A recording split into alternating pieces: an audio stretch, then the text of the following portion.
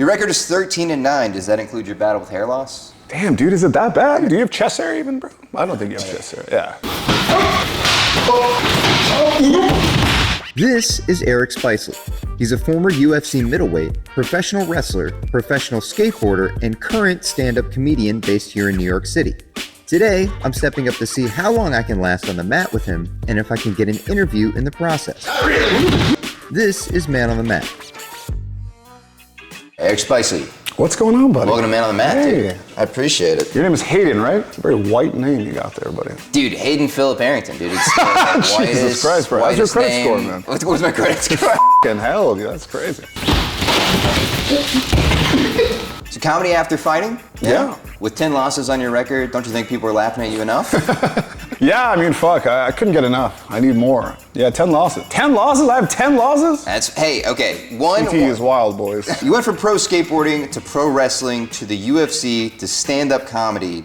Are you trying to lose money in as many ways as possible? Oh, I'm just trying to get the love of my parents that I never got, maybe. Yeah? Yeah, I mean, I guess. I don't know, maybe or starve for attention or something like that. I think I like pain. Yeah. And then now I'm getting older, so it's got to be a bit more psychological and less physical. You went from the most physical, and you were like, maybe it's just falling off the skateboard. Now yeah, I'm just gonna hit. I think I got more hurt in pro wrestling than I did fighting. Same with skateboarding. Really? I broke my arm skateboarding.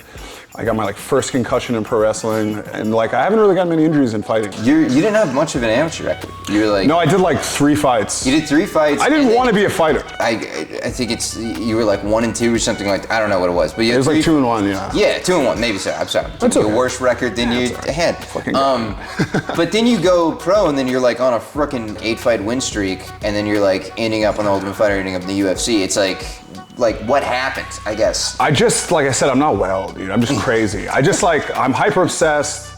Like I said, I didn't really want to be a fighter. It was just like a side quest. Same with, I wouldn't say comedy is a side quest. I take it, everything I do it very seriously. We met at a 5 o'clock mic at Rodney's on a Tuesday. Yeah, That's taking it serious. Yeah, I try to do 2 mics a day and then go to a pro show just so I can cleanse my palate. That's it. Yeah, then you're taking it seriously, yeah. I just wanted to do 1 pro fight and then go back to skateboarding. I had no intentions of being a fighter. And that's what actually helped me because I had no pressure. I wasn't like, I need to be UFC champion, this is my dream. It was like, fuck it, I'm having fun. Yeah. Pro wrestling is it's hilarious. And you can get to do whatever you want. And I already had such a good athletic base from MMA that I was having so much fun. It wasn't like I had to go figure out how to move my body.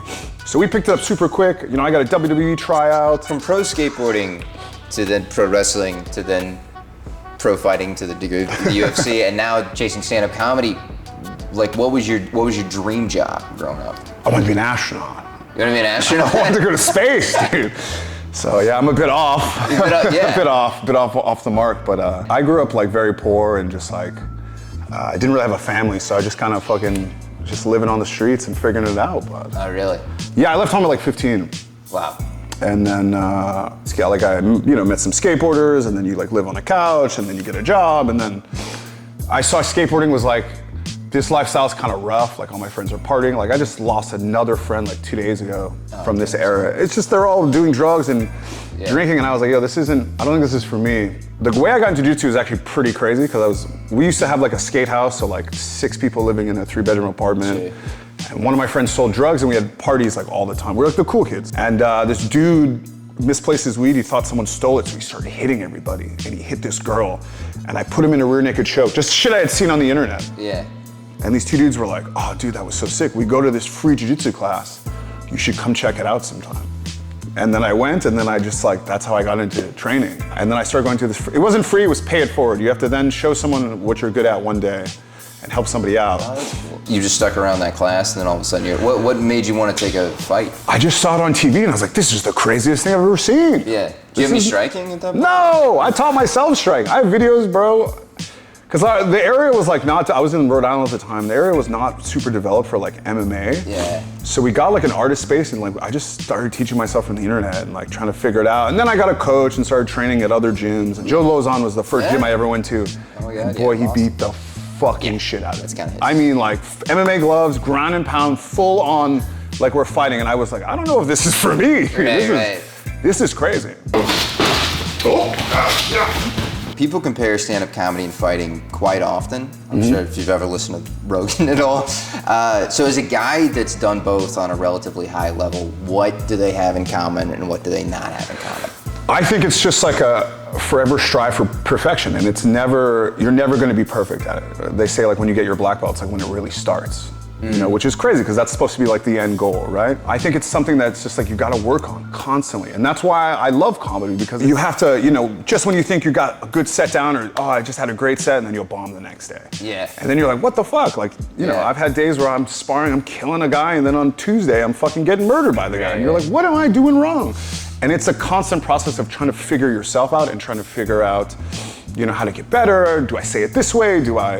And I think that's what I love about it, is that it's you can never be perfect. You can only just be. But as a guy who's started over, it seems like, several times, what do you think about you enables you to do that?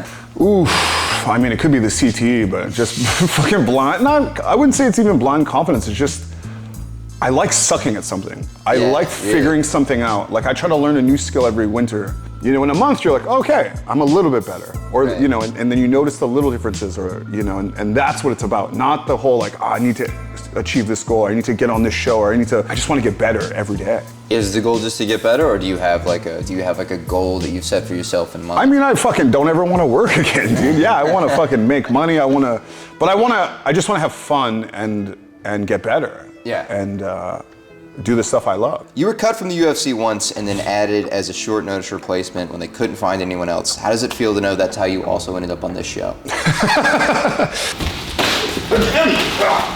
I don't want to hurt you. I want to emasculate you. I want to embarrass you, but I don't want to hurt you. That's so mean, dude. What do I have to prove? What happened? Not trying to hurt him? You upset Thiago Santos in Brazil. Yeah. Which is crazy. Granted, he was at middleweight. I'm totally terrifying, dude. That guy was. Oh, bro, I was like a 12-1 underdog. The UFC was setting me up to lose. I'm friends with Thiago and his manager, and the manager told me, he's like, oh, they called us and said, we got an early Christmas gift for you. Jeez, man. So I'd lost my first fight after the Ultimate Fighter. And the UFC called me and they say, hey, like, we got good news, we got bad news. They're like, bad news is you're cut. We usually cut the guys after their first loss, after the Ultimate Fighter. And I'm like, well, this sounds pretty fucking bad, dude. Yeah, yeah. And they're like, you want to hear the good news? I'm like, I'd love to hear the good news. And they're like, we got a short notice fight for you. You could fight Thiago Santos in Brazil, or you could get cut. Fuck, I guess I'm going to Brazil. Fight. God, man. And he's number 15 in the world at the time. Yeah. This makes no sense. I just lost to Sam Alvey. I'm a fucking nobody. I'm a clown, dude. I'm a scrub. I go to my coach, I say, hey bro, they gave me good news and bad news. They said they're gonna cut me, but I can fight this guy and And then he goes, I think you should get cut.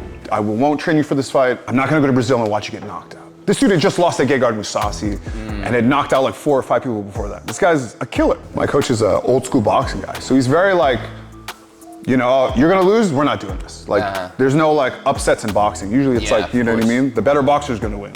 So I called my friend from the Ultimate Fighter, who's a TriStar guy, and I said, hey, could I come train there? And he's like, I talked to Firas. Firas was like, you can come for free because you're gonna die. Yeah. I don't know, bro, I was just on that night. I mean, that was the best fight I ever had in my life, and I was so terrified. I'm not knocking, you could be a good actor, but you didn't seem terrified. You called it. You said, I can take his back, and I submit. You said that. You know what's funny? As we did the face-off, he's shaking. And I go, bro, I'm fucking scared of you. What are you doing shaking? And then I don't know, I was like, I think I got it, dude. I got him. I knew he was a bully, and I knew if I could just like show him I wasn't afraid. Like he did that left kick on me and I laughed at him, and I saw his face just change. And then he ran at me, and then that's why I threw the right hand and then took him down. But that was hilarious because it was in Brazil. It's an hour ahead there, so I had to fight at like midnight. And then we're in the middle of Brasilia, which is like, it's not like Rio or Sao Paulo. There's nothing there. Yeah. Literally not. So like, what do we do? I guess we'll just watch Seinfeld. I'm like, fucking do nothing, dude. I just want the biggest fight of my career. And we're just like, all right, we're sitting in literally like the craziest, like, it's a jungle basically. They built this capital. You're currently pursuing stand-up comedy. Are you trying to take Comedian Destroys Heckler videos to a whole new level? Well, I invite people to come up and wrestle with me if they want. If they want to wrestle? Yeah, I've wrestled this fucking super famous MMA fighter, Hunter Lee. Yeah, he fucking duck under and lifted me up, and I was like, oh shit. I'm glad I retired. So you fought in the UFC, now you do stand-up comedy. Which do you think's worse for your brain? What feels worse, getting knocked out in your underpants or bombing for 6 people at an open mic? Bombing for 6 people, dude, Yeah? for sure. Yeah, dude. I've only been knocked out one time in my career. I've been like TKO, but like a full knockout, I've only been knocked out once, and I just thought it was hilarious. You got knocked out in Abu Dhabi in 55 seconds, assuming you asked for the light in a minute. Yeah, that was crazy. I got knocked out, and I just wake up, and the doctor's like, do you know where you are? And I go, oh, this is no bueno, buddy. I remembered everything right away. I was like, it was fine. It was actually somehow, wasn't as bad as I thought it would be. Like getting fight of the night was way worse. So I know you're into photography now. As a guy with 9 losses on his record, is it easier to deal with people when they're standing still? It's easier when they don't move, for sure. Yeah. I actually started photography so I could keep some memories in case I fucking lose it all. That's not That's actually literally why I started photography. You ever think the reason you haven't gotten any better at comedy is that ears make it harder for you to listen back to your set? You ever stop mid-set and get Vaselined up on the stool? You think you'd be better at stand-up if there was a man to massage you between each joke? Do you like being choked in the bedroom or just in front of thousands of people? This is what most of your comedy sets sound like, just one guy breathing hard and no one laughing. Do you think Brendan Schaub's special gets funnier the more times you've lost consciousness? I mean, I've tried. I've actually revisited it, and it's getting worse. I don't know if it's like I said, I don't know if I'm getting better at comedy or just losing more brain cells. Yeah, you're getting more mental. Because something's going on there, but I'm like, that's crazy. So you trained for MMA in Montreal, and you started comedy in Montreal. Because if there's anything the French are known for, it's their ability to fight and their sense of humor, right? The French? Well, that's the craziest part about Montreal. It's like I escape racism in America, and then I get there, and they're like, you don't speak French? You fucking piece of shit. It's really serious up there. If they found out you don't speak French, same thing, you get pulled over by a cop, they go, Anglais or Francais? And you're like, fucking Anglais. And he's like, oh, but we're in Quebec. And I'm like, dude, I know. You're originally from Rhode Island. Yeah. Right? Guess where you rank on the list of famous Rhode Island athletes? Are there even famous Rhode Island athletes? You don't. Okay. I was like, is there even a list, bro? Guess where you rank on the list of famous Rhode Island comedians? Oh, probably nowhere. You don't. Nice. I'm killing it, bro. Fucking, this is sick. Is the guy that mostly fought on the prelims, is about the crowd size you're used to? You upset Thiago Santos in front of a hostile Brazilian crowd. Isn't it an upset anytime you take your shirt off?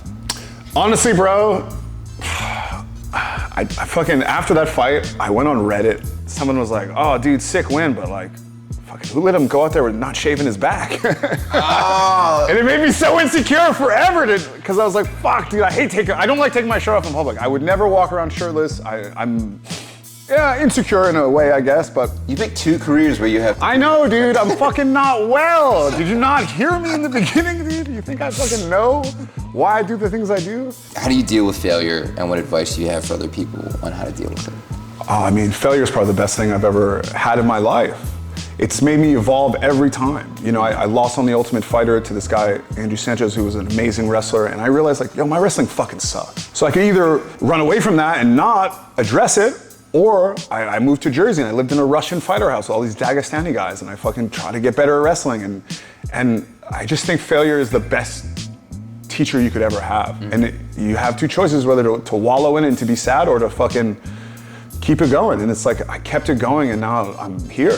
Most guys lose their first fight and they quit, they retire. Someone that keeps coming back after failure is a strong person. And I think, you need it in your life. If everything's too easy, then fucking you don't have a real gauge on what life is. You know, I'm able to go through life better now because of the struggles I had in fighting and because of the failures I've had. And to realize that, you know, if I bomb an open mic or whatever, it's not the end of the world. You know what I mean? And then you do a real show and you're like, okay, I'm not bad at this, you know, or something. And it's, I think it's just the best thing in the world. Well, thanks for doing it, man. Yeah, of course, man. Fuck yeah. Thanks so much. Now I get to fuck you up. This is you crazy. do. Yeah, you do. Oh, this is so nice.